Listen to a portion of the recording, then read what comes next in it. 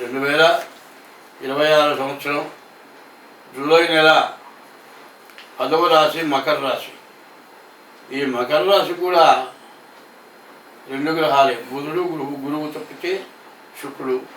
ఈ 3 గ్రహాలు తప్పితే మిగతా గ్రహాలు బాగాలేవు. మొత్తం 8 గ్రహాల్లో 3 గ్రహాల కంటే మించి బాగున్న గ్రహాలు కనపట్టాలి. ప్రతి వారు కూడా ఎంత జాగ్రత్తగా ఉంటే అంత మంచిది. ఇప్పుడున్న పరిస్థితులు యుద్ధం రావటం చేత మరి గ్యాస్ కానీ ఆయిల్ కానీ దొరకపోవటం, ఈవల్ల ప్రతి వస్తువు రేట్లు పెరగటం, మరి అన్ని వస్తువులు రేట్లు పెరుగుతాయి కానీ వచ్చే ఆదాయం మాత్రం ఎవరికి పెరగదు. అందువల్ల ఖర్చుని కుదించి వాడుకోవాలి. వివాహం చేయాలంటే చాలా జాగ్రత్తగా చేయాలి. ఇప్పుడు చాలామంది వివాహానికి ఏం చేస్తున్నారంటే పెళ్ళికి అయ్యే ఖర్చు కంటే భోజనం 50 రకాలు 60 రకాలు, బ్యాండ్ మేళం, మరి పాట కచేరీ, ఇట్లాంటి ఖర్చులు కనీసం 1,50,000 2 లక్షలు ఖర్చు పెడుతున్నారు. సరిగా చెప్పాలంటే సన్నాయి మేళాన్ని మించే మేళం లేదు.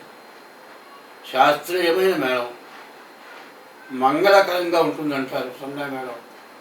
ఆ మేళంతో వివాహం చేసి అనవసరమైన ఖర్చులు పెట్టకుండా మీరు పెట్టే ఖర్చులు పెళ్లి కొడుక్కి పెళ్లి కూతురికి ఉపయోగపడేటట్టుగా చేయడం చాలా మంచిది.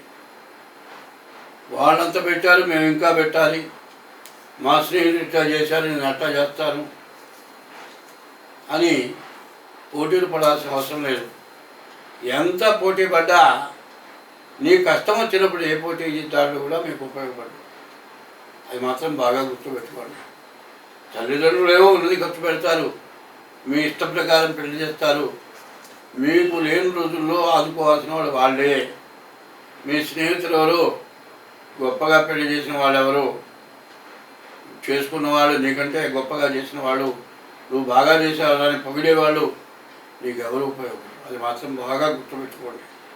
కాబట్టి ఈ మకర రాశి కూడా వివాహం కావటానికి, విద్యకి, ఉద్యోగానికి, వ్యాపారానికి బాగుంది. వివాహానికి మాత్రం చాలా కష్టంగా ఉంది. శని, కుజుడు, రాహువు, కేతువు, రవి 5 గ్రహాలు, పాపగ్రహాలు పూర్తిగా చెడుగా ఉన్నాయి. శుభగ్రహాలు బుధుడు, రవి, గురువు, శుక్రుడు, ఈ 3 గ్రహాలు బాగున్నాయి. ఒక దుర్మార్గుడితో మంచివాడు 10 మంది కూడా వాడిని కొట్టలేరు. ఎందుకంటే దుర్మార్గుడు ఎప్పుడూ ఆయుధం దగ్గర పెట్టుకుంటాడు, అవసరమైతే పొడవటానికో చంపడానికి సిద్ధంగా ఉంటాడు. ఈ పాపగ్రహాలు కూడా అటువంటివే. కాబట్టి ఆ గ్రహాలు ఏది మనిషి రూపంతో వస్తాయి. దైవం మానుష రూపేణ అని నీవు చేసిన పాపానికి దేవుడు మనిషి రూపంలో వచ్చి నీకు ఉపకారంగానే అపకారంగానే చేస్తాడు. మరి అపకారం చేసే టైంలో దానికి తగినటువంటి శాంతి చేసుకుంటే మీకు సమస్యలు లేకుండా పోతాయి. స్వస్తి.